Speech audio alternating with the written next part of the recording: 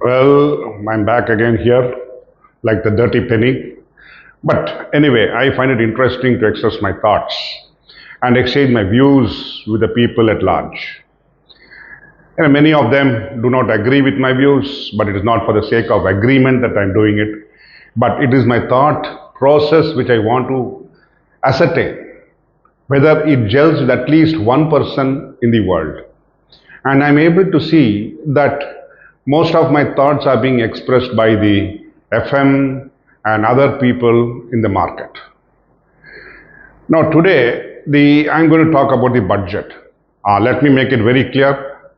I'm not discussing the nitty gritties of the budget, the finicky points of the budget, or the analysis of the budget on particulars. I am just going to talk about the budget. Now, what is a budget? It is an evaluation of the past activities, of how the financial condition is of, it can be for an individual, for a family, for a company, for anybody. Now we are looking at a budget for a nation. What does that involve? It is an analysis of the performance of how the government can, based on the past performance, how they can take it forward. They are to view it based on the quality of services the people of India expect from the government and how much of the services they can do it effectively, how much of the services they can do it beneficially, and how much of the service reaches the people. This is the objective of a budget. Now, if you look at when you make the presentation of the budget is discussed in various forums. Now, let us look at it. A budget from an economic point of view is used by an economics, a professor, by a group of economists in in a discussion in a news media. The news media itself by itself discussing it, an income tax practitioner discussing it from his viewpoint of view, a business trader that is in trading in shares and investments viewing it from his point of view, a banker from his point of view, a farmer from his point of view, a small farmer from his point of view, a cooperative sector person from his point of view, an importer from his point of view, an exporter from his point of view. So many points of view are there. A gold, let us take today, this time, gold from importer from his point of view. Now, everything is discussed based on the person's individual perspective of what he is looking at. But can a government take it like that? No. I can view it only from the microscopic angle of what the bankers want. Or can he take, no, I should take it only from the financial angle. No, I should take it from the farmer's angle. No, I should take it from the gold importer's angle. No, I should look at from the persons who trade in the investment in the stock market angle. No. A budget for a country is based on the requirement of a nation. It is like, let me tell you that there are vagaries of nature which is now occurring very frequently. So a very important part of the budget needs to be addressed towards that factor. And who gets mostly affected by that? It is the farmers. So how do you put some of the funds objectively into the perspective of assisting the farmer? How can you do that? One of the major aspects which has now been considered by the government is digitization of land. Soil studies, seed studies, and drought studies, flood studies, overwatering studies. There are so many aspects which the government is now putting their money into. Now, how does that benefit?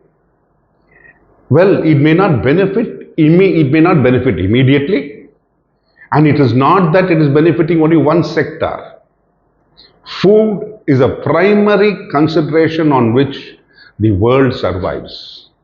And India also is not outside the world. We require food, we require vegetables, fruits, grains, and everything for the purpose of survival. See, the government is playing a major part in assisting the people of India using certain funds for that purpose. Now, you cannot pour all the resources into that. It has to be in a portion where it will be helpful. Initially, the benefit should be first step, something should be reached. The next step, we will take it forward. And that is the objective of what a particular budget towards the farming sector is concerned. Now, one of the major, this time the point of contention is that people are criticizing the government for making more funds available for Bihar and for Andhra Pradesh. Now, I am viewing it like let us look at it as a family. And let me digress from here and go a little bit further. If you look at the US market, the largest motor industry is controlled by the Patels. It is called as the Patel motor industry. Everywhere in the US, the Patels control it. Now, how do they do it? They, first time when the first group of people went there, they found that some of the motors were run down and they were not capable of being run perfectly or properly, cleanly. So they went and bought one motor. Then that family imported their cousin's family from somewhere and asked them to take over another motor. So slowly, the family with its connections brought in friends, relatives, and everybody on board, and one spark ignited the whole thing, and today they control that market. That is how you should have budget. Why should I link a motor industry in the US with a budget in India? Well, Bihar is a leader. Or I would say, it is so sad. It has got all the resources. It's got all the talent. There are brilliant students, brilliant professors who have come from there, scientists. It's got beautiful, what do you call it, tourist spots. Everything is available. Both Gaya, an important place for both Hindus and Buddhists. Now, suppose you imagine. You can't leave it delinquent. How that state has to be brought up by its bootstraps so that the whole nation takes that state also forward and the whole nation benefits from it. Why am I concentrating on Bihar? If you look at it in the past, Maharashtra has grown. Chennai is known for its motor hub. Maharashtra for its business hub. The business holding sector is the financial capital is Mumbai. Delhi has grown. Gujarat has grown. Madhya Pradesh has grown in the past few years. Rajasthan has got tourism and developed very well. Telangana has grown.